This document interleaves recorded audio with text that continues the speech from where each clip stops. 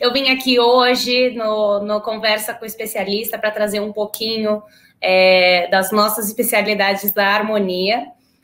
Para quem não conhece, eu vou fazer uma breve introdução para vocês conheçam o mundo harmônico, e aí a gente vai bater um papo bem legal hoje. Para a gente dar harmonia, as ondas moldam o mundo. E o que quer dizer isso? Tudo está interligado de alguma forma, tudo é onda. E como a gente trabalha com algo que é invisível, que é algo que a gente não consegue ver, a gente gosta de dizer que a harmonia molda soluções que harmonizam espaços sob medidas. A gente molda as sensações, a gente molda os momentos, a gente molda as identidades, algo realmente que possa melhorar a vida das pessoas em todos os sentidos e também que traga essa sensação aí de harmonia para tudo. Com o que a gente mexe, com o que a gente trabalha? Somos uma equipe cheia de arquitetos e multidisciplinar, mas a gente trabalha basicamente com as áreas de acústica, térmica e iluminação e a interligação entre elas. Então, é aí que a gente vê a junção, né, das ondas e essas ondas que moldam o mundo. A gente entende que essa parte do conforto é fundamental para todo tipo de projeto e para o bem-estar das nossas vidas, que às vezes a gente não está enxergando, né, que isso pode ser um problema, que isso pode ser melhorado, mas acaba gerando aí uma sensação de trazer alguma coisa melhor para o projeto. Então, por isso que eu queria introduzir esse mundo um pouco para vocês. Então, falando um pouco da estrutura da harmonia, a gente tem essas 4 grandes áreas, que a primeira é o laboratório, a área da harmonia, que faz a parte das medições, faz a parte de classificações e laudos, emitem aí os documentos técnicos, a gente bastante procurado por essa parte. Hoje, nessa mesma conversa, a gente vai ter aí a participação da Thalita, que é a gerente do nosso laboratório, para mostrar um pouquinho desse mundo para vocês. Tem a outra área também, que é a área ambiental. Quando a gente fala de acústica especificamente, a gente está falando de mapas sonoros, a gente está falando de trabalhos numa escala urbana, numa escala maior, análises e até planos de ação para propor soluções nessa escala. E uma escala onde a gente tem bastante interação com os arquitetos, né, seria a área de edificações. Então, são as nossas áreas de projetos, onde a gente faz estudos, a gente faz os projetos, acompanhamento das obras, tudo que for preciso para poder as soluções dessas disciplinas que a gente trabalha, né, acústica, térmica e iluminação, sejam implementadas e entrem no projeto da melhor forma possível. E para amarrar tudo isso, e um complemento, mas fundamental ao mesmo tempo, é a área de inovação que a gente tem na harmonia. É uma área que desenvolve pesquisa, que faz desenvolvimento, faz publicações, tem uma parte bastante acadêmica, mas também é muito importante para fornecer insumos e trazer cada vez mais novidades e novas tecnologias para as demais áreas, para a gente estar sempre aí à frente do mercado, trazendo todas as soluções mais inovadoras e as melhores opções possíveis. Então, esse setor acaba dando suporte para todo mundo. E ele tem muito do que é a essência da harmonia também, que é justamente buscar a inovação, estar sempre à frente e estar sempre inovando em tudo que a gente faz. E aí, para isso, eu queria mostrar um pouquinho também para vocês como é o método da harmonia, porque muitas vezes as pessoas pensam, né, problema, solução, só que esse não é um caminho totalmente linear, como a gente imagina, como a gente vê nessa imagem. Tem muitas pessoas que acham isso, tem alguns mitos aí na internet das pessoas acharem soluções prontas, né, e que não necessariamente são as melhores soluções, são realmente efetivas. Então, dentro da harmonia, a gente acaba dissecando isso num caminho, como eu disse, não linear, onde a gente passa pela primeira etapa, que seria da descoberta, onde a gente senta junto com o nosso cliente, conversa, tem aquele primeiro bate-papo para entender realmente qual é esse problema, porque muitas vezes, como eu falei, a gente lida com o invisível, o cliente sabe que tem aí uma questão, um problema para ser resolvido no projeto, ou então não, às vezes nem tem um problema, às vezes é só uma preocupação, né, de algo que não pode acontecer no futuro do projeto, então a gente vai conversar para descobrir exatamente o que é esse problema ou preocupação, para poder fechar em uma etapa de definição, onde a gente consegue definir certinho, como se fosse ali um pacto com os nossos clientes, né? A gente define qual que é o plano de trabalho, como a gente pode ajudá-lo depois de ter entendido esse problema, né? O que a gente pode fornecer, definir o que ele vai receber lá na frente, até onde a Harmonia vai caminhar junto com ele. Então, a gente consegue fechar aí um trabalho bem legal para poder entrar nessas áreas. Depois entra na parte de desenvolvimento, que a gente já definiu o que a gente vai fazer, e o desenvolvimento é entrar no projeto em si, entrar no trabalho em si, e aí, como eu disse para vocês, outras pessoas da Harmonia, das áreas específicas de acústica, térmica e iluminação, vão falar um pouquinho com vocês aqui, então vocês vão entender um pouco mais, a gente vai abrir o que é esse desenvolvimento do trabalho, né, como a gente faz isso. E depois que a gente faz esse desenvolvimento, tem a verificação final, a entrega, né? O que a gente vai fornecer para chegar naquela solução. Então, não é um caminho linear, mas a gente está aqui para fazer esse meio de campo e facilitar para que a gente chegue na solução com um caminho aí bem bacana e tendo todas essas etapas concluídas para a gente ter certeza de que foi tudo verificado e a gente está fazendo tudo com a maior segurança possível. Então, um pouco do histórico da Harmonia, né, desenvolvendo tudo isso, hoje em dia, em mais de 3 mil projetos, das mais áreas diversas, a gente principalmente trabalha com essas aqui, mas são só alguns exemplos, a gente trabalha com residencial, corporativo, escola, museus, hotéis, e aí, como eu falei antes também, na área ambiental, então acaba até saindo desses espaços também, mas todo tipo de uso, a gente já trabalhou, então a gama aí do portfólio é bem grande. E eu queria mostrar também um pouquinho para vocês que, além desses mais de 3 mil projetos, né, qual é a nossa área de atuação? Hoje em dia, em 6 países, presente em 6 países com projetos, com um banco de dados, com materiais digitais hoje em dia já um pouquinho mais de 1.500 materiais, que são materiais verificados com todos os laudos e as informações para dar essa segurança do que a gente está calculando e o que a gente está fornecendo realmente algo seguro aí para o projeto. Então, nossa mina de ouro aí.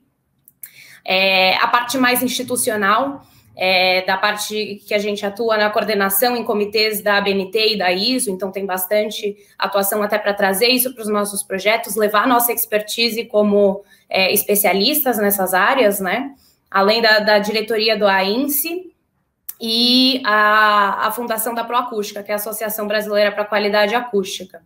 E junto com essa atuação aí institucional, a gente entra também como membro da ASA, que é uma associação americana, da Institute of Acoustics, que é britânica, e junto com o setor lá de inovação, a gente hoje já participou mais de 50 congressos pelo mundo, não só para levar a harmonia por aí, mas também para trazer um pouquinho de conhecimento do que tem de melhor por aí no mundo da acústica, da térmica, da iluminação, e isso gerou para a gente mais de 27 artigos publicados recentemente, então tem bastante bagagem aí, a gente tem até divulgado para quem tiver interesse de conhecer um pouquinho mais desse trabalho.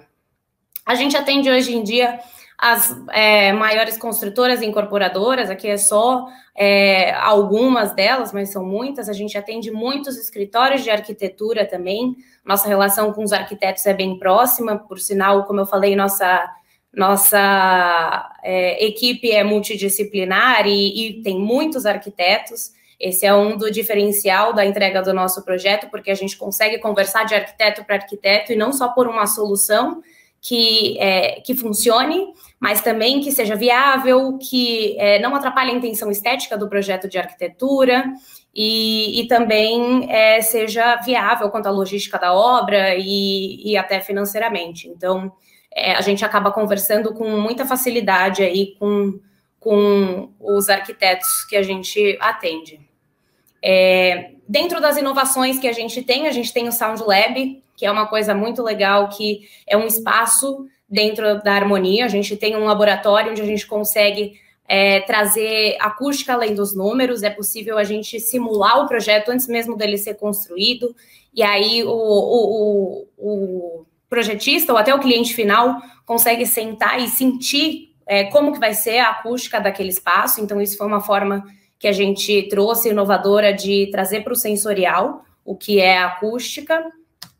E a gente tem aqui, queria mostrar para vocês o Onda Pod, que é o podcast da Harmonia, que está nas principais plataformas aí de podcast, que tem diversos assuntos de todas as áreas que a gente trabalha, mas de uma forma bem informal e bem divertida, com curiosidades e misturando com assuntos técnicos. Então, para quem tem interesse nessas áreas, eu recomendo, é bem interessante. E aí, dessa forma, vocês vão conhecer um pouquinho mais da Harmonia. Essa é a nossa cara, a gente é um grupo enorme, somos apaixonados pelo que fazemos, e esse foi um pouquinho do que é a Harmonia, tá? A Harmonia está no nosso nome e em tudo que fazemos. Se vocês tiverem interesse nesse material, acessem as nossas redes e contem conosco. Agora, como eu falei, a gente vai trazer um pouquinho de cada uma das áreas de especialidade da Harmonia. E aí, para isso, eu queria convidar a Sofia, que é nossa arquiteta especialista em lumínica. E aí ela vai apresentar um pouquinho mais da área de iluminação natural para vocês. Obrigada. Obrigada, Rani. Bom, meu nome é Sofia, eu sou arquiteta especialista da área de iluminação natural e quero conversar um pouquinho sobre esse assunto hoje com vocês. Bom, então vamos começar do começo, né? Sobre o que é a luz, que nada mais é do que uma radiação eletromagnética que é visível aos nossos olhos. E tudo que está num comprimento de onda acima do que a gente vê são os raios ultravioletas, que a gente conhece aí como, por exemplo, o raio-x. E tudo que está abaixo do que a gente vê são os raios infravermelhos. Então, por exemplo, os raios do micro-ondas. E aí, nós que moramos num país tropical, a gente já está acostumado, né, com a iluminação, o sol todo dia na nossa janela, mas a gente acaba esquecendo dos benefícios que a iluminação natural traz para a gente, né? A gente se acostumou, mas existem países aí que em épocas do ano recebem só 4 horas de iluminação durante o dia. Então, os benefícios que a gente recebe com bastante ênfase aí, prevenção de doenças, a produção de vitaminas, a regulagem do ciclo circadiano, que ajuda aí a gente produzir cortisol, melatonina, deixa a gente atento durante o dia e ajuda a gente a dormir melhor durante a noite. E aí, dentro da iluminação, então, existem 2 conceitos importantes que eu queria trazer hoje, que é a iluminância, que nada mais é que a quantidade de luz que chega numa superfície, né? E ela vai depender diretamente da distância e do tamanho dessa fonte de iluminação. Então, por exemplo, o Sol, como ele é uma fonte de iluminação muito maior do que a Terra, a distância que ele está não vai fazer tanta diferença na iluminância que ele produz. Então, se ele tivesse 5 quilômetros, 5 anos-luz mais próximo da Terra ou não, a quantidade de iluminância que a gente recebe dele é a mesma. E aí o segundo conceito, então, o conceito de refletância, que é o quanto um material ou uma cor específica vai refletir essa iluminação que ele recebe. Então aqui eu coloquei uma imagenzinha para mostrar. Então uma folha de papel branca, ela tem um poder de refletância muito grande, né? Essa variação vai de 0 a 1. E, por exemplo, uma madeira escura, ela reflete muito pouco a iluminação que chega nela. Então, essa relação com as cores também é muito importante. E também a questão do aspecto do material. Então, se o material for fosco, a direção dos raios que vão rebater dela vão para direções completamente aleatórias. E para os materiais que são mais brilhantes, eu gosto muito dessa imagem porque dá para ver muito claro, eles vão refletir os raios na mesma direção que chegaram no material. Então, por isso que a gente consegue, nos materiais mais brilhantes, a gente consegue ver exatamente o que está sendo refletido. E aí, então, os principais pontos de atenção na construção, nós aqui, todos como arquitetos, que a gente deve prestar atenção, então, é no entorno, que pode influenciar diretamente nas construções, né? Às vezes, vamos supor, eu compro um terreno para construir um prédio e do lado tem um muro gigantesco. Então, ter sempre essa consciência, né? Também com a orientação, porque a gente sabe que, né, a orientação solar é muito importante para a gente receber essa quantidade de iluminação suficiente. O volume e a metragem dos ambientes, também relacionado com as medidas de aberturas, então, não fazer ambientes muito extensos, né, muito profundos, que a luz não vai conseguir chegar lá, ou com aberturas muito pequenas, que não vão comportar um espaço tão grande. E o material dos revestimentos, que foi como eu mostrei para vocês, a luz está relacionada com rebatimentos, né? Então, quanto melhor forem os materiais, mais claros, mais iluminação a gente vai ter nesse ambiente. E aí, hoje, no Brasil, a gente tem duas normas, né? A 15215 de iluminação natural e a 15575, que ambas estão em revisão. Nós da Harmonia estamos participando dos estudos, né? E em breve a gente deve ver aí, então, uma nova carinha para essas normas. Eu trouxe, então, alguns cases para mostrar para vocês um pouco na prática do que a gente faz, né? Então, o primeiro que eu quero mostrar para vocês é a avaliação de edifícios residenciais. Esse aqui foi um caso que a gente pegou de uma suíte muito profunda, com uma varanda toda envidraçada. E ela tinha um vidro de fator solar, porque a gente sabe que é um cobertor curto, né? A térmica e a iluminação natural, a gente precisa sempre estar se ajeitando para conseguir atender os requisitos, né? Então, esse foi um caso que a gente tinha um vidro de transmissão luminosa de 19%, ou seja, a luz que batia ali, só 19% passava para o ambiente. E a gente conseguiu reverter essa situação com um vidro de transmissão luminosa de 46%, que aí, esse é um caso de norma de desempenho, né? Passou a atender lindamente. E aqui também foi uma questão de um edifício que todas as unidades seriam entregues com as personalizações. Então, eu acho legal de mostrar aqui a questão dos materiais, que era uma cozinha que ia ser entregue sem revestimento de piso e com uma madeira separando aqui a porta da área de serviço para a cozinha. E aí, só com a retirada dessa porta e a colocação de um piso cerâmico claro, a gente conseguiu reverter esse não atendimento. E aqui vocês conseguem ver bem nesse 3Dzinho como melhorou, né, a quantidade de iluminação do ambiente. E aqui, por último, então, a avaliação que a gente faz do comportamento da iluminação natural dos edifícios comerciais. Esse aqui foi um projeto que chegou para a gente de um Open Plan, que a gente fez a avaliação, é um pouco diferente do que a gente tem para a norma de desempenho hoje, por exemplo. A gente avalia a porcentagem de área que recebe a iluminância específica que a gente quer, né?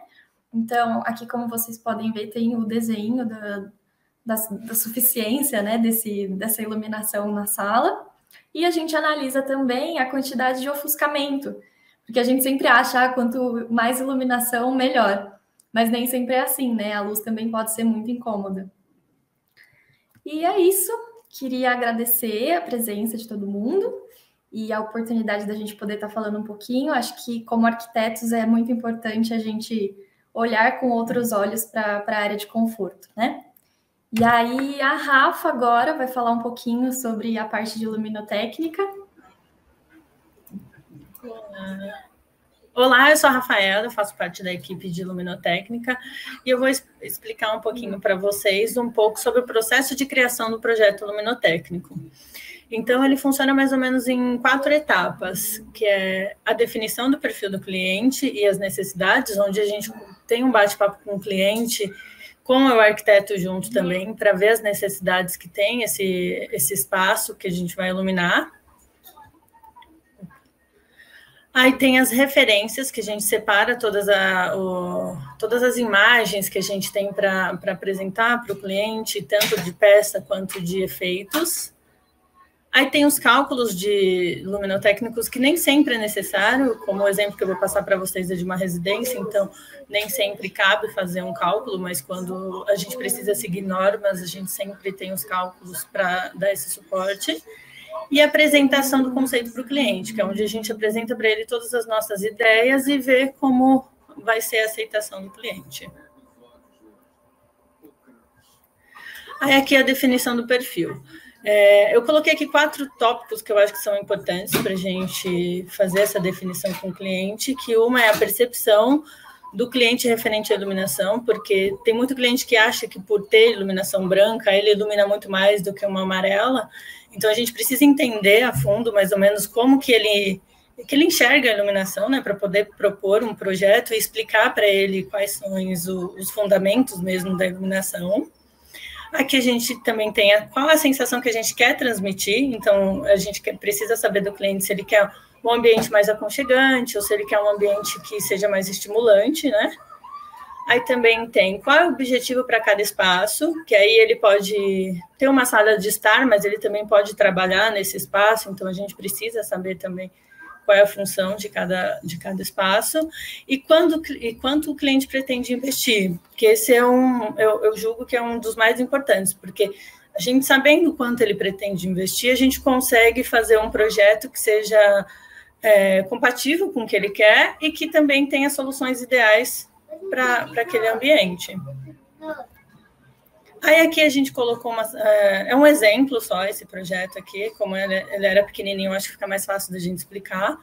Então, essa é a planta do pavimento inferior. Então, algumas preocupações que a gente precisa ter é sempre perguntar para o cliente se ele gosta de muita luz ou pouca luz. Numa residência, a gente faz mesmo um projeto baseado nos habitantes. Então, se de repente ele falar, não curto uma iluminação muito forte, eu gosto só que deixe alguns pontos, ou eu gosto de muita luz porque eu não enxergo muito. Então, a gente precisa saber disso. A gente também precisa saber os ambientes que a gente consegue aproveitar a luz natural. Então, de repente, igual essa sala, ela tem um comprimento maior, tem uma porta maior de varanda, então a gente sabe que entra um pouco mais de luz, então a gente consegue ter esses parâmetros, né, para projetar, que às vezes não precisa de tantas luminárias para fazer a iluminação para esse espaço. Então, a gente precisa perguntar, um exemplo é se os hábitos dele, se ele tem o hábito de fazer uma refeição, porque, de repente, ele não faz uma refeição, ele só compra e esquenta, ou ele só compra de fora, sabe? Então, você não precisa colocar muita iluminação na cozinha dele, você pode colocar uma coisa mais aconchegante. Se ele gosta de receber amigos, porque aí também a gente consegue fazer cenas diferentes para determinada ocasião que ele vai fazer. Perguntar se ele gosta de assistir TV sentado ou deitado, porque, de repente, se ele gosta de assistir deitado e mexer no celular, se a gente coloca uma luz de cima difusa, pode atrapalhar, ofuscar, então dá um cansaço visual, né? Também se ele gosta de fazer leituras, porque a gente pensa uma coisa mais aconchegante para ele fazer essa leitura, e se ele costuma também trabalhar de casa, ainda mais agora que a gente está meio em pandemia, então tem muita gente que está trabalhando em casa, então a gente precisa pensar em um cantinho que ele tenha uma iluminação suficiente para fazer esse trabalho que não dê aquele cansaço visual. Aí aqui a planta do pavimento superior. Aqui a gente precisa perguntar também se ele tem costume de trabalhar no quarto, porque tem muita gente que gosta de sentar na cama e ficar trabalhando com o notebook no colo, então a gente precisa saber para projetar uma iluminação que não ofusque. A gente precisa saber se o proprietário tem o costume de fazer uma maquiagem dentro do banheiro dele, de fazer uma barba, porque a gente pensa no IRC que tenha um IRC superior a 90, então ele consegue ter uma clareza das cores, consegue reproduzir os tons mais próximos da cor que ele tá, um exemplo, está fazendo a maquiagem, então ela vai passar um batom vermelho, ela tem certeza que aquele batom está naquele tom que ela pretendia, então é bom saber disso. E também a gente sempre pensa na segurança, igual no box, a gente precisa saber que a gente precisa usar luminárias que tem IP65, que seja 12 volts, que tenha um drive remotamente, que aí ele consegue fazer a manutenção sem correr riscos, né? Aí aqui eu vou mostrar para vocês algumas soluções que a gente daria para um projeto desse. Então, a gente tem a opção aqui de colocar uma luminária no trilho, que aí ele consegue colocar ela direcionada para um objeto que ele tenha de decoração, alguma coisa que ele quer fazer.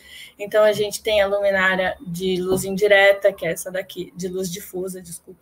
Aqui que a gente consegue iluminar a área da cozinha. Então, se ele gosta de fazer a refeição dele, essa luminária ajudaria bastante.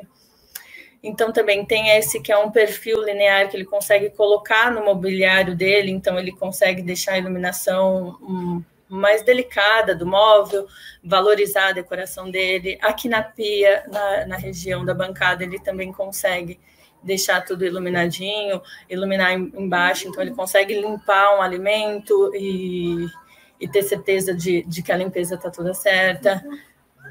Aí aqui também ele tem a opção de colocar pendentes, que deixam o ambiente mais descontraído em cima da bancada. Aqui a gente tem a opção de um balizador na escada, onde a gente tem que pensar se nessa residência de repente, ele costuma receber amigos que têm um filho ou não, para saber se a gente pode escolher uma luminária que não tem perigo da criança colocar o dedo e dar choque. Então, tem várias coisas que a gente precisa pensar. Igual se ele cozinha, então a gente precisa pensar também no IRC, para ter um IRC melhor, que ele consiga ver as cores certinhas dos alimentos. E aqui seria uma imagem renderizada desse espaço, de como seria o conforto visual, de como ficaria a disposição das luminárias, que é o que a gente normalmente apresenta para o nosso cliente. Aqui é a parte da área da sala de estar, que a gente propôs um pendente pensando numa pessoa que senta para ver TV, mas de repente se ela deitasse para ver TV, a gente conseguiria colocar uma luz mais indireta, colocar também uma luz indireta aqui no móvel para dar uma iluminação só para cima e quando a pessoa está assistindo TV, isso não ofuscar. Aqui também deixar uma luminária para que ela possa sentar e fazer uma leitura, ou de repente, se ela trabalha também sentada no sofá, ela também conseguiria acender para ter esse suporte. E aqui também é uma imagem renderizada desse espaço, que seria aqui luz indireta para iluminar essa parede e dar um conforto visual melhor. E aqui da luminária e o pendente também.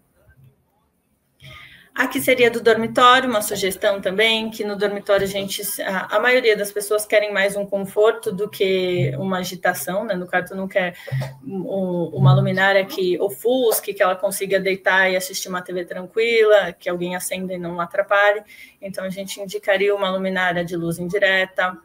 Também tem a opção de colocar pendentes, uma de cada lado da bancada, então ela consegue, de repente, colocar acendimentos diferentes, então se ela precisa fazer uma leitura, ela consegue acender sem interferir no outro lado da pessoa, né?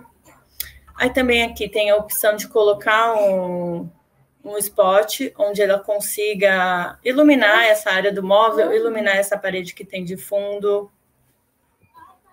E aqui também é uma imagem renderizada desse espaço, que é com a luz indireta, mais as luminárias aqui de fundo. E tem também a opção do pendente, então daria para ficar um ambiente mais aconchegante. Aqui seria a área do banheiro, onde a gente indicaria uma luminária atrás do espelho. Aqui tem uma imagenzinha pequenininha que é mais para as pessoas observarem que quando a luz vem de cima, ela deixa a gente um pouco mais meio desconfigurado, digamos assim. Então, se você vai fazer uma maquiagem, tirar uma barba, ela já não é tão ideal, porque aí você fica com a cara um pouco estranha, aí você acha que a maquiagem não deu certo, e às vezes deu, mas o tipo de luz não ajudou. Então, quando você coloca uma luz que vem de frente, fica muito mais fácil para você fazer uma maquiagem, uma barba e tudo mais. E aqui no fundo do box, o que a gente indicaria também seria uma sanca, onde a pessoa consegue ter um ambiente que está bem iluminado e confortável. Então, também sempre pensando para banheiros no IP65, né? E aqui seria uma imagem renderizada também do ambiente, com uma iluminação vindo por trás e a sanca de luz indireta. E para finalizar, alguns projetos que estão em andamento da Harmonia, onde vocês conseguem ver algumas imagens. E queria agradecer muito vocês pela oportunidade de passar um pouquinho de conhecimento, espero um dia poder ajudar mais ainda. E agora eu vou passar para a Julie, que ela vai apresentar para vocês sobre um pouquinho da térmica da Harmonia. Obrigada. Oi, gente. Então, como a Rafaela me apresentou, eu sou arquiteta, que faço parte da equipe de térmica, e agora eu vou apresentar um pouquinho para vocês o que a gente tem feito aqui. Então, para começar a falar um pouco da nossa área de térmica, eu trouxe uma conceituação básica de o que é o conforto térmico, afinal, a gente vive buscando ambientes mais confortáveis, e essa definição parece ser bem básica, mas às vezes ela gera um pouquinho de polêmica. Se eu ler aqui o que diz na ASHRAE de conforto, qual é a definição de conforto térmico, é o estado da mente que expressa a satisfação do homem com o ambiente térmico que o circunda. Então, se eu estou aqui sentado conversando com vocês e eu não estou sentindo nem frio e eu não estou sentindo nem calor, eu estou em conforto térmico, esse ambiente está confortável para mim. Mas por que às vezes essa definição gera um pouco de polêmica? Porque o conforto ele é percebido de maneira diferente pelas pessoas. São diversas variáveis que influenciam. A gente pode separar elas entre humanas e ambientais. As variáveis ambientais, a gente como arquiteto e projetista consegue até controlar no projeto. Por exemplo, a velocidade do ar, a temperatura radiante, temperatura do ar, umidade relativa, são coisas controláveis. Mas as variáveis humanas a gente não consegue. Por exemplo, metabolismo. Cada pessoa tem um metabolismo diferente. Vestimenta, eu também não consigo controlar a roupa que as pessoas vão usar. E aqui a gente pode até citar aquele velho exemplo clássico da briga dos escritórios. A gente tem várias pessoas no mesmo ambiente e os homens se sentem confortáveis em temperaturas mais baixas, ou seja, eles querem o ar-condicionado na temperatura mais baixa possível, e as mulheres, ao mesmo tempo, no mesmo lugar, estão sentindo frio. A taxa de metabolismo do homem é mais alta, então eles produzem mais calor para exercer atividades básicas, enquanto as mulheres têm uma taxa de metabolismo mais baixa, que também tem a variável da vestimenta. Às vezes, nos escritórios, os homens estão usando terno, as mulheres não estão usando tanta roupa e sentem frio. Então, às vezes, a gente tem essa diferença do que é conforto para um e o que é conforto para outro. Sobre desempenho térmico, então, de edificações. Eu trouxe aqui as normas brasileiras que a gente tem. A gente pode dizer que, em relação ao resto do mundo, a gente está um pouquinho atrasado nesse assunto.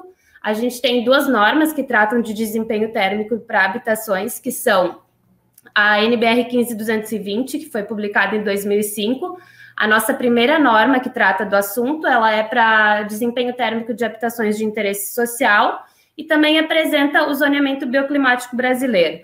Essa norma basicamente dá algumas diretrizes na construção de edificações dependendo da zona bioclimática em que se encontra. E em 2013 foi publicada a 15575, que é uma norma bastante conhecida, a nossa norma de desempenho. Ela é obrigatória, então todas as edificações residenciais têm que atender essa norma, ela dá vários requisitos de várias áreas que têm que ser atendidas, dentre elas está a área de desempenho térmico. Inclusive, essa parte de desempenho térmico passou por uma revisão que foi publicada esse ano, então, a partir do final de setembro, os projetos que forem protocolados a partir dessa data já devem seguir essa norma revisada. Depois, a gente tem várias certificações também que não são de caráter obrigatório, tem LEED, Aqua, ED, Procel Edifica, exceto a etiquetagem Procel para edificações públicas federais, que é obrigatória, o resto tudo não é obrigatório, então, normalmente a pessoa que etiqueta uma edificação é quando quer dar um plus no seu projeto. O que a gente tem que cumprir para edificações residenciais, por enquanto, é a 15575. Então, baseado nos projetos que a gente recebe, corta isso, por favor.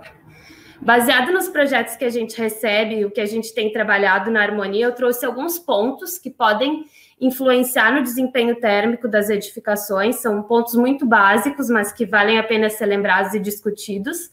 Esses pontos podem influenciar tanto no atendimento da 15575, que é a norma obrigatória, como também no atendimento de alguma certificação, se esse projeto for ter uma certificação. Então, começando lá do começo, muito básico, a orientação solar. A gente sabe que desde o lançamento do projeto, quanto melhor for o proveito que a gente tirar da orientação, menos problemas a gente vai ter na parte de conforto. A gente sabe que aqui no hemisfério sul, por exemplo, a fachada oeste recebe muita radiação solar, o sol da tarde. Então, o que eu puder evitar de ter ambientes de permanência prolongada ou ambientes com grandes áreas envidraçadas nessa fachada, eu vou estar beneficiando o meu projeto.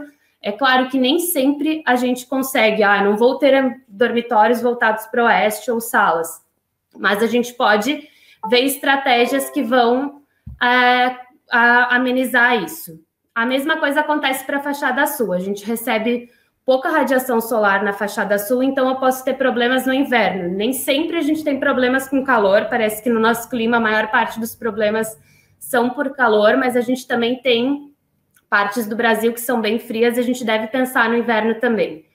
A ventilação natural é um ponto essencial. O que a gente puder ter de ventilação natural é sempre bem-vindo. Se puder ter ventilação em paredes opostas, para proporcionar ventilação cruzada também é bom, ou ventilação por efeito chaminé. Enfim, tudo que é ventilação vai ajudar bastante nessa parte do desempenho do projeto.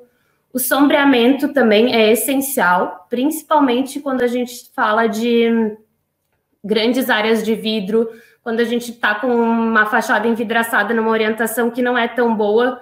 Sombreamento seja por persianas, pode ser por varandas também, que ajudam bastante, ou brises, também vai auxiliar no nosso projeto. Caixilhos e áreas envidraçadas e o tipo de vidro é bastante polêmico. A gente recebe bastante projeto que tem muita área de vidro. A gente sabe que às vezes o cliente quer, às vezes o arquiteto quer colocar bastante vidro.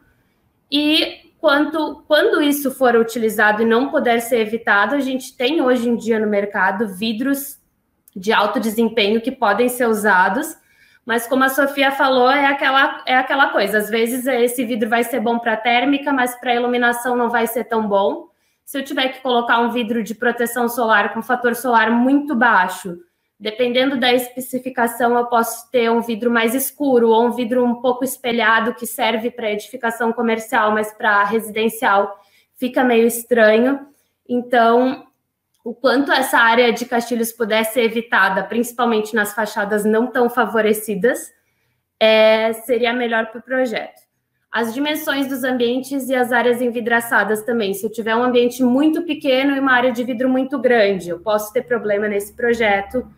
As cores das fachadas também são um ponto que trazem bastante problema, principalmente quando a gente tem cores muito escuras. A gente sabe que, por exemplo, a cor preta, ela absorve muito mais calor que uma cor branca. Eu não estou dizendo que todos os projetos vão ter que ser pintados de cores claras, porque não faz sentido, mas a gente pode fazer a distribuição de cores numa fachada de uma maneira que não vá atrapalhar muito. Por exemplo, evitar uma cor muito escura no oeste, ou evitar uma cor muito clara no sul, já que aquele ambiente tende a ter um pouco de problema no inverno, ou deixar as cores mais escuras para ambientes que não são de permanência prolongada, ou quando usar cor escura, usar o sombreamento. Então, também a parte do projeto das cores é bem importante. E coberturas, varandas, terraços também são um ponto que pode dar bastante problema. Eu até trouxe um exemplo de norma de desempenho onde a cobertura foi um problema. A cobertura recebe a radiação solar direta, então, às vezes, quando a cobertura tem uso, a gente pode evitar um piso muito escuro em cima, ou se for uma cobertura apenas para uma laje impermeabilizada, usar o isolamento térmico. São esses os pontos que a gente vê bastante nos projetos e que normalmente podem dar algum tipo de problema. Eu trouxe aqui 2 casos, um de uma consultoria num hotel no Nordeste. Eles tinham alguns pontos que eles estavam preocupados. Eu trouxe só de um pavimento para mostrar para vocês. Um dos pontos era esse terraço bar, que é no último pavimento, e eles queriam fazer um ambiente inteiro de vidro. Vidro nas laterais, todas as laterais são de vidro, E vidro na cobertura, obviamente, eles estavam preocupados que fosse ficar muito quente, como de fato ficaria. A outra preocupação deles era numa geminação de um quarto com uma cozinha. A cozinha desse restaurante que ficava no terraço estava do lado de um quarto e eles queriam garantir que não fosse ter influência do calor produzido na cozinha no quarto. Então, a análise que a gente fez nesse terraço era para ver quais vidros eles poderiam usar, e eles também abriram a possibilidade de usar alguns outros tipos de cobertura, que foi o que apresentou melhor desempenho. Então, a gente começou com um caso do vidro laminado normal, como um caso base, que foi o que apresentou as temperaturas mais altas, e depois a gente foi simulando outros tipos de vidro com melhor desempenho, e também outros tipos de cobertura. E nem o vidro de melhor desempenho superou uma cobertura que era com tecido branco, que foi a que ficou bem melhor nesse ambiente, que apresentou a temperatura mais baixa. A gente simulou o pior caso de todas as janelas fechadas. Obviamente, esse ambiente ia precisar do uso do ar-condicionado, mas quanto melhor fosse o desempenho desse vidro ou cobertura, menor seria o uso do ar-condicionado nesse ambiente. Então, mesmo um vidro de alto desempenho não cumpriu o papel que a cobertura faria, que foi a melhor situação com a temperatura mais baixa. Aqui na parte do dormitório com a cozinha, a gente fez um trabalho junto com a acústica, porque eles também estavam preocupados com a acústica desse ambiente. Então, não adiantava a gente dar uma solução que ficasse muito boa para térmico, mas que não fosse cumprir com o papel que a acústica precisava. Então, a gente chegou no caso da utilização de um bloco cerâmico, mais uma cavidade de ar, mais um drywall com lã de rocha. Aí, esse ambiente ficou com uma temperatura mais baixa e também atendeu acústica. Trouxe também um exemplo de estudo de desempenho residencial, que a gente faz bastante. Um projeto em São Paulo, que a gente simulou o pavimento tipo, e essa planta que eu estou mostrando aqui é o pavimento de cobertura. O pavimento tipo não teve problemas, era um projeto com varanda e tal, a cor era clara, um bloco cerâmico de 19 centímetros, cor predominante branca. O problema dele estava na laje impermeabilizada, que não estava prevendo nenhum tipo de isolamento térmico. Os caixilhos eram de vidro laminado normal, como comum nesse tipo de projeto, e persiana integrada apenas nos dormitórios.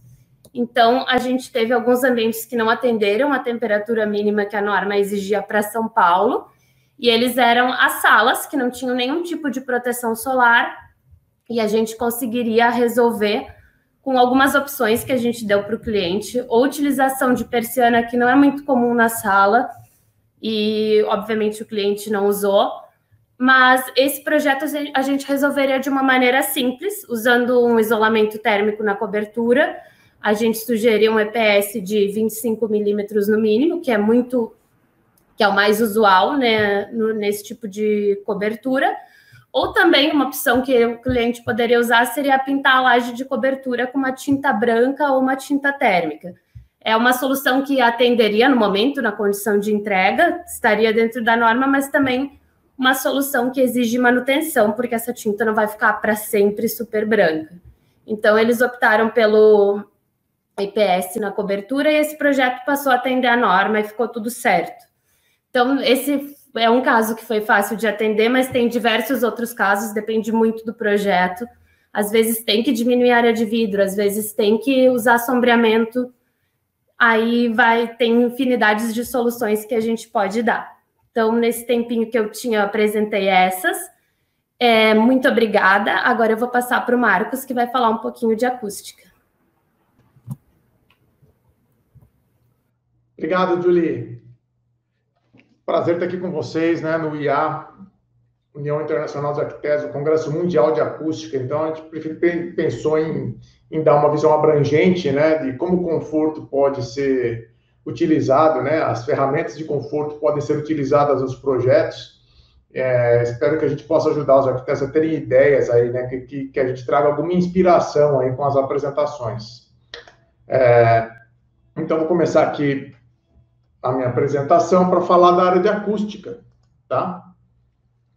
eu fiquei um pouco na dúvida sobre como explicar acústica de uma maneira geral, uma maneira que fosse simples, né? E aí eu fui conversar com o pessoal do comercial da empresa, que recebe as ligações, e conversa com as pessoas que ligam lá, falando que tem um problema, né?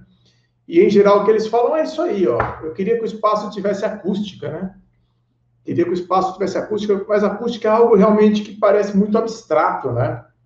O que seria ter acústica? Aí começam a vir as frases, né? Ah, ter acústica, que é o meu lugar aqui, ele está com muito barulho e muito eco. Eu não consigo entender o que fala. Tem um ruído fantasma. Às vezes a pessoa tem um ruído que ela não sabe de onde vem, é um ruído que parece que vem do além, né? E a pessoa está ali preocupada com aquele barulho e ela quer resolver. Eu colei caixa de ovo e piorou, né? Isso acontece, a pessoa acha que a caixa de ovo tem poderes mágicos. Existe algum tipo de força espiritual nas caixas de ovo que elas vão bloquear o ruído. E meus filhos estão dando problema agora com a quarentena, essa é bem comum. Muito difícil, né? Você ficar no home office e conseguir trabalhar e conciliar a vida da família com a vida profissional. Então, tem várias dicas que a gente pode dar. Eu fiz outro dia uma live com o pessoal da Sangoban só falando sobre isso, sobre como a gente pode melhorar aí a acústica das nossas casas, dos nossos apartamentos, para possibilitar um bom home office, né? E, afinal, o que seria essa boa acústica, né? Então, depende do problema que você tem de acústica. Porque, às vezes, o seu problema é de isolamento acústico, né? O que seria o isolamento acústico, né? Quando você está, por exemplo, eu estou aqui no meu escritório, aqui da quarentena, que eu estou todos os dias aqui, e do lado, meu vizinho, por exemplo, gosta de ouvir uma música alta, gosta de ouvir funk, né? E eu estou aqui e aquele barulho está me incomodando. É um barulho que vem de outra sala, né? O isolamento sempre tem essa questão de ter duas salas, que o ruído de uma sala se transmite para outra sala, né? Então, a gente tem que pensar em como a gente evita, né, essa transmissão do ruído de uma sala para outra. Então, normalmente, as soluções de isolamento acústico estão nos elementos mais densos, mais pesados da obra. São as paredes, são as lajes, né? É o envoltório, que normalmente fica escondido atrás de algum acabamento, né? Do drywall, por exemplo, né? Você olha, você vê ali uma parede, mas como que é essa parede por dentro e tal, né? Então, você tem essa questão do isolamento acústico, ela é um pouquinho mais difícil de resolver, porque ela trata com elementos um pouco invisíveis dentro da construção. Aí tem a questão do condicionamento acústico. O seu problema pode não ser de isolamento. Você pode estar numa sala super bem isolada acusticamente, né?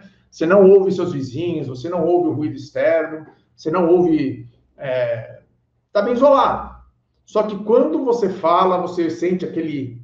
como se fosse como se você estivesse dentro de uma catedral, né? A sua voz cresce no espaço. Sabe quando você vai procurar um apartamento de mudança e você entra e você sente aquele som estranho dentro do apartamento e vazio?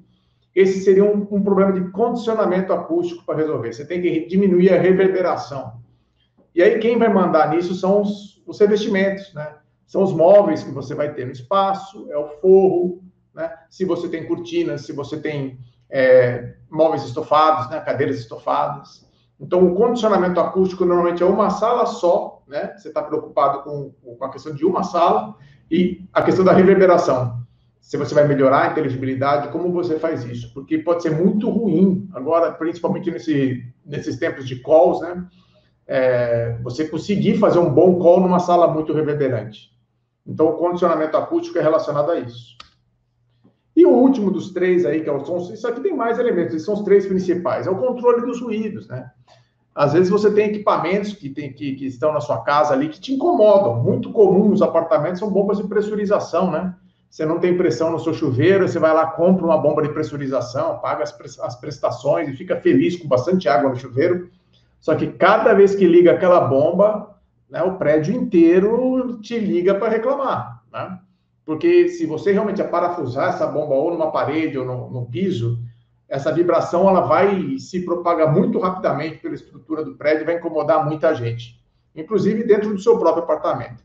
Então, você tem que controlar os ruídos dos equipamentos, né, que não são bombas de hidromassagem costumam dar bastante problema, né? Bombas de recalque, de edifícios, geradores, casa de máquinas de elevador é muito comum, né? Lá em cima, o cara está morando ali, ele se incomoda com o barulho do elevador, que vem por vibração normalmente.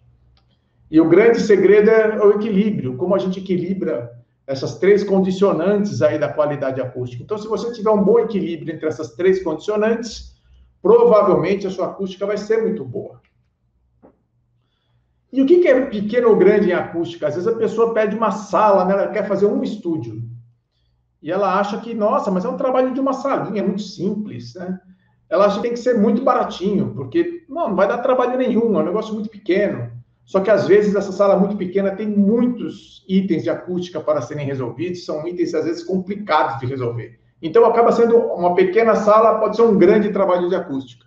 E, às vezes, um escritório muito grande, um call center de 20 mil metros quadrados, é um trabalho muito simples. É um trabalho de definição de especificação de alguns elementos de revestimento e pronto, né? Então, o que é pequeno e o que é grande em acústica realmente depende. Depende do serviço que vai ser feito, do quanto você vai ter de isolamento, de trabalho de isolamento acústico, de condicionamento acústico e de controle de ruído.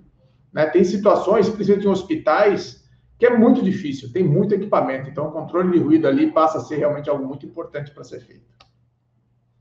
Então, aqui alguns condicionantes, aqui é uma imagem do museu que está em obras do Rio de Janeiro, a gente fez o projeto desse museu, um museu muito legal, o Museu da Imagem do Som. Eu trouxe até porque ele é um grande desafio acústico, justamente por ser o Museu da Imagem e do Som. Então, a museografia é um projeto lindíssimo, né, da Daniela Thomas, que traz milhares de sons brasileiros e cariocas para dentro desse museu, e como todos esses sons, esses universos sonoros convivem juntos, né?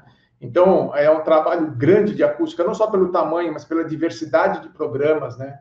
Pela privacidade exigida nos espaços, né? Às vezes você precisa ter um espaço bem isolado para que uma atividade não influencie a outra, né?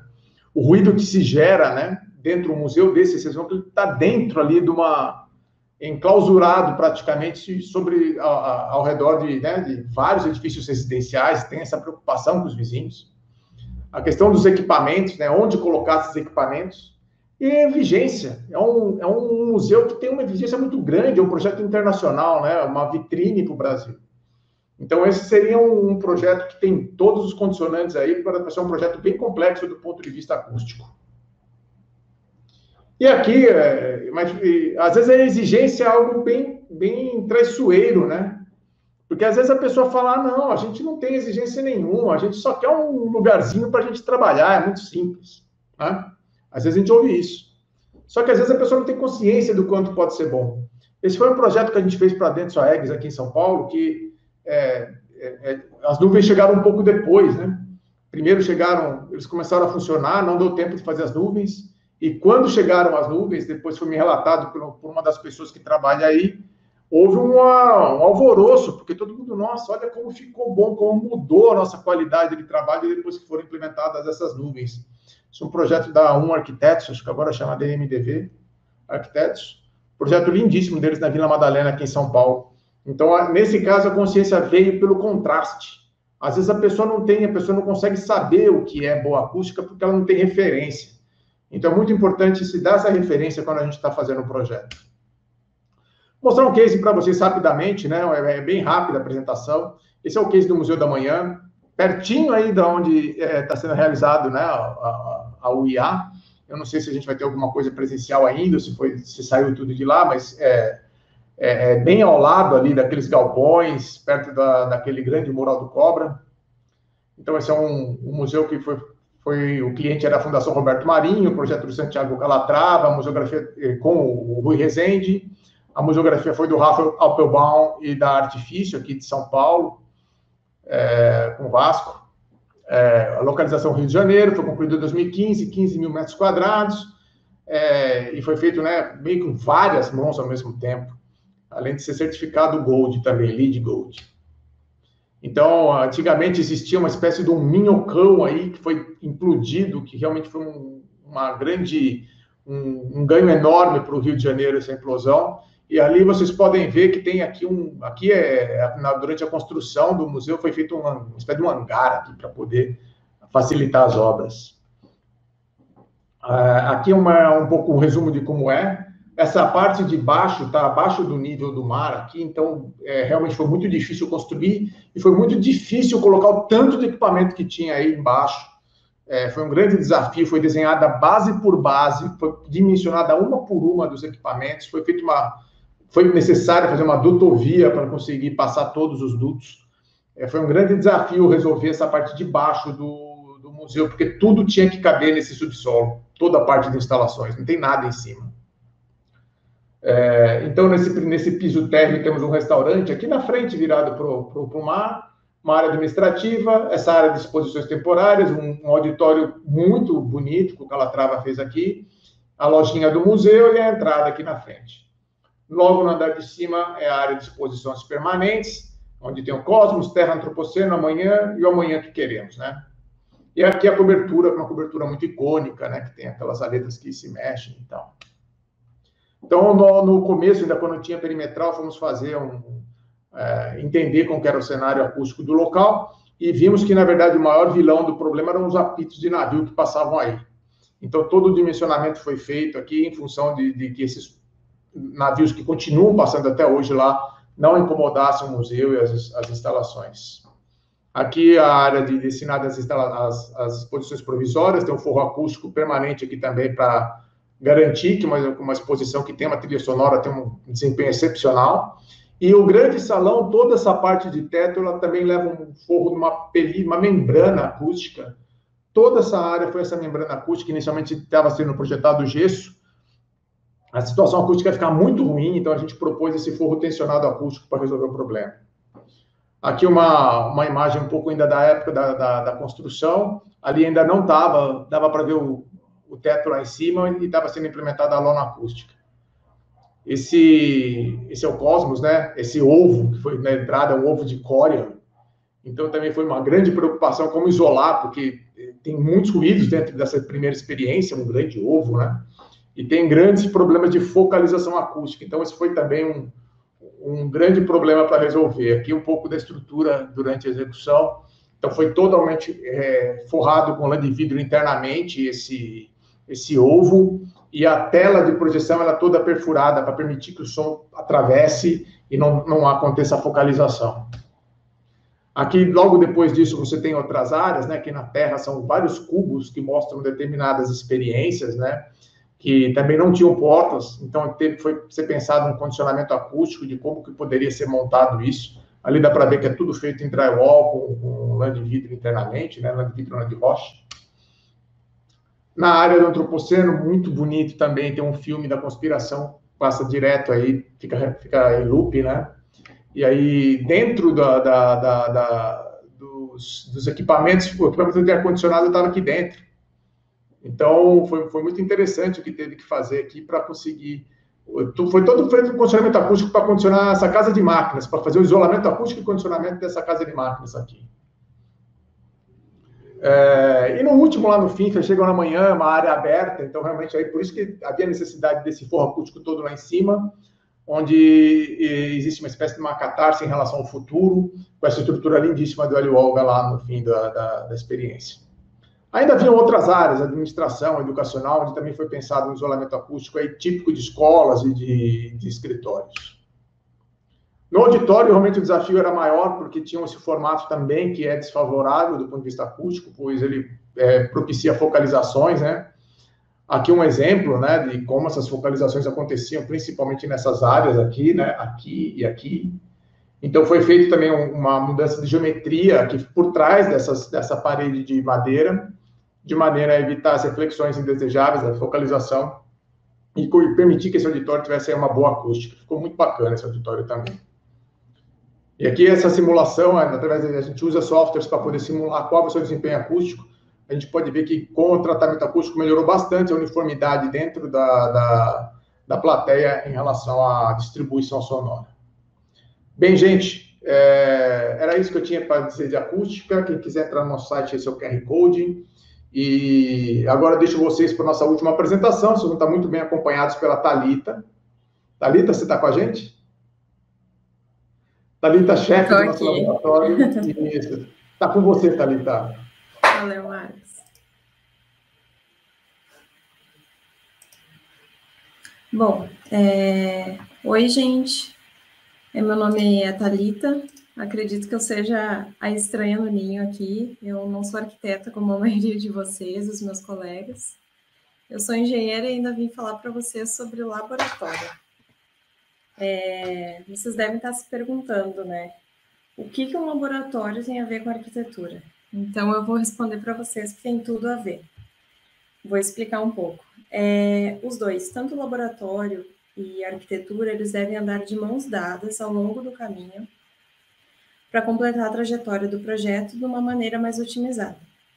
Caminhando juntos, o laboratório dá um suporte para que o arquiteto tenha mais ferramentas e clareza para desempenhar sua função de forma mais objetiva. O laboratório entra na fase inicial do projeto, identificando os obstáculos, no meio do projeto, verificando os resultados e possíveis problemas na execução, por exemplo, e no final, com o empreendimento já construído, fazendo a verificação de atendimento ao que é esperado, ou seja, em outras palavras, é uma confirmação objetiva de que o projeto deu certo. Então, eu convido vocês a imaginarem uma situação para conseguirem entender melhor ainda essa relação entre arquitetura e laboratório. Então, imagine a seguinte situação. O projeto do arquiteto é chegar no topo de uma montanha.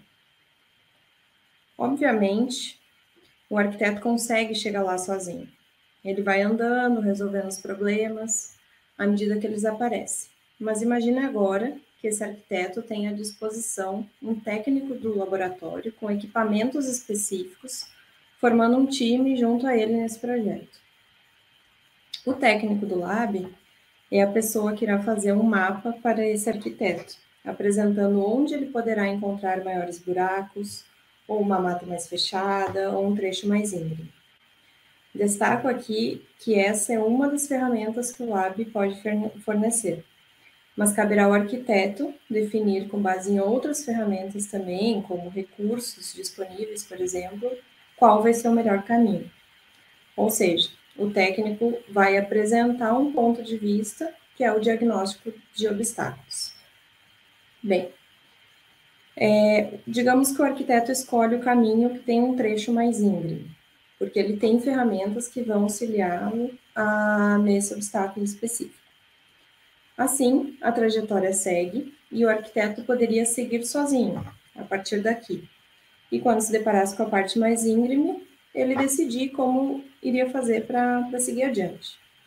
Mas, novamente, o técnico do laboratório, estando junto, poderia auxiliar, mapeando o morro e essa região íngreme, podendo oferecer ao arquiteto com precisão locais em que ele possa pisar, frestas em que ele pode encaixar a mão, por exemplo, para se apoiar. Com isso, o arquiteto consegue seguir adiante, tendo mais confiança a cada passo. Depois de passar esses obstáculos com o técnico do lab, novamente o arquiteto poderia seguir sozinho a sua trajetória. Mas o que adianta chegar no topo da montanha e não ter uma foto legal, né? Aquela história, se não tem foto, não foi verdade. Então, nessa hora adivinhe quem poderia ajudar novamente. Pois é, o técnico do laboratório ele tem a habilidade de tirar uma fotografia da condição final do projeto. Então, isso dá um embasamento para ver se o arquiteto chegou realmente onde queria. Novamente reforçando a confirmação objetiva de que aquele projeto deu tudo certo. Então, fazendo esse paralelo, assim como escalar uma montanha, nos projetos de arquitetura, é muito bom poder contar com a ajuda de um laboratório ao longo do caminho. Eu falei até aqui para vocês, como sendo o laboratório, uma pessoa e o arquiteto outra pessoa, mas às vezes o arquiteto também é o técnico do laboratório, né? Como nessa foto aqui que eu trouxe para vocês, a gente tem o nosso arquiteto Marcos, que acabou de falar, ele também está fazendo medições acústicas para o próprio projeto. Então, brincadeiras à parte, eu destaco novamente a importância de que o caminho aconteça esse caminho conjunto das atividades de arquitetura e laboratório. Agora eu vou mostrar para vocês como que o Laboratório da Harmonia ajuda no dia a dia os arquitetos do nosso time, que fazem esses projetos de acústica, térmica, lumínica e luminotécnica. Então, no caso do lumínico, na prática, e a gente fazendo uma medição, a gente usa um equipamento chamado luxímetro. A gente vai a campo, faz as medições, e após as medições a gente volta para o laboratório, trata os dados, e depois de algumas continhas a gente emite um relatório de avaliação dos ambientes, se eles estão em conformidade com as especificações do projeto, alguma norma ou legislação específica. Então, aqui uma imagem do relatório, no caso, demonstrando se atende ou não atende. No caso de acústica, a gente tem o laboratório tem um envolvimento já bem maior, tanto na parte inicial, como o exemplo que o Marcos mostrou ali, que a gente entra numa parte inicial de diagnóstico. Tá? Então, no início, nós damos suporte ao diagnóstico de problemas, fazendo uma avaliação do entorno do terreno do empreendimento. Identificamos as principais fontes de ruído presentes e futuras. Então, nesse caso aqui, por exemplo, a gente simulou essa linha azul escura. É um futuro trecho de monotrilho. Então, a gente também consegue prever como esse ruído vai influenciar no projeto. Então, com essa simulação é possível saber com precisão os níveis incidentes nas fachadas, para aí, então, ter um projeto com acústica adequada a essa realidade que o arquiteto vai encontrar no futuro. Então, eu trouxe mais algumas imagens desse tipo de trabalho, aqui em perspectiva, cortes, enfim, várias formas que a gente tem de fazer essa análise. Depois, né, no andar do projeto, a gente continua ajudando. Nós podemos atuar na fase intermediária, testando soluções em um mockup, por exemplo, ou até mesmo na situação real, enquanto ainda há tempo de ajustar pequenos detalhes para atender o que é proposto. É muito comum nessa fase identificarmos algumas falhas de execução, por exemplo, e aí ter o contato com o arquiteto para ajustes. As mesmas condições de acústica, as mesmas medições de acústica padronizadas, tempo de reverberação, ruído ambiente, que a gente realiza durante o processo, também são usadas no final, quando já está tudo pronto. Essa é uma parte muito importante, porque é isso aqui que vai comprovar se o projeto ficou ok. Isso é constatado por meio da comparação entre os critérios medidos e os especificados em projeto. Geralmente são critérios de normas, legislações, alguma certificação específica, como o LEED, por exemplo. Aí tem um videozinho de uma das nossas técnicas fazendo, da Luísa. Então, esse tipo de trabalho é realizado em vários empreendimentos, né? Essas medições, escritórios, teatros, salas de aula, residências, enfim. Agora eu vou mostrar rapidinho para vocês alguns exemplos de algumas medições, umas coisinhas legais. Então, esse aqui é um case na Unesp, no curso de música. Neste caso, a gente realizou medições de tempo de reverberação para diferentes salas no curso de música. Cada sala tinha um propósito de uso. Então, aqui tem os resultados. Notem que, apesar de todas as salas serem destinadas ao uso de música, cada uma tem a sua identidade acústica, né? O que essa medição DTR traz uma identidade acústica da sala.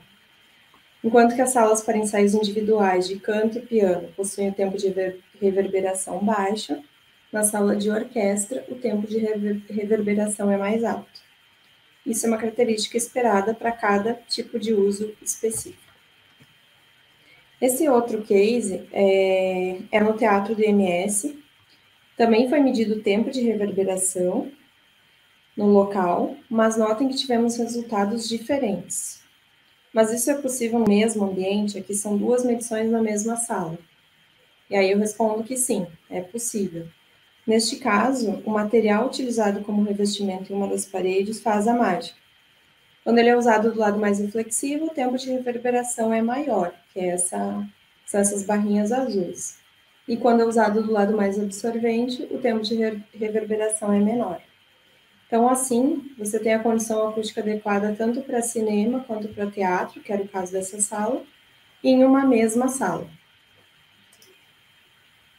Aí tem o Marcos mostrando quando vira o painel e ele fica do lado mais reflexivo.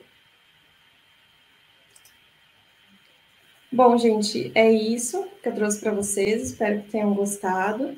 Agradeço a todos em nome do time Aromania. Obrigada, pessoal.